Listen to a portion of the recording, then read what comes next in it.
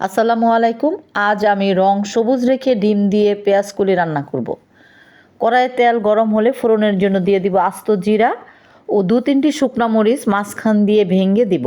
তারপর পেঁয়াজ কুচি ও রসুন চাচা দিয়ে ভেজে নেব।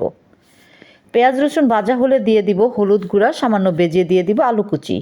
তারপর আলুটা মশলার সাথে কিছু সময় রান্না করে নেব। তারপর পরিমাণ মতো লবণ দিয়ে ভালোভাবে মিশিয়ে দিয়ে 4-5টার মতো কাঁচামরিচ দিয়ে দিব। আলু কুচি যখন 80% সিদ্ধ হয়ে যাবে তখন দিয়ে দিব কুচি করে রাখা পেঁয়াজ কলি দিয়ে নেড়ে চেড়ে ভালোভাবে মিশিয়ে রান্না করে নিব। আলু আর পেঁয়াজের কলিটা যখন রান্না হয়ে যাবে তার কিছুক্ষণ আগে একটি ডিম ভেঙে পেঁয়াজ কলির সাথে মিশিয়ে নিব। যেভাবে আপনারা দেখছেন, নামানোর আগে ধনেপাতা কুচি মিশিয়ে নিব। আমাদের রান্নাটা শেষ। এখন পরিবেশন করে দেখাচ্ছি। দেখেন দেখতে কেমন লোভনীয় লাগছে, খেতেও হয়েছে দারুণ। পেঁয়াজ কলি শেষ হবার আগে অবশ্যই এটা ট্রাই করবেন এবং রান্না করে খাবেন ও কমেন্ট করে জানাবেন কেমন হয়েছে। সবাই ভালো থাকবেন। আল্লাহ হাফেজ।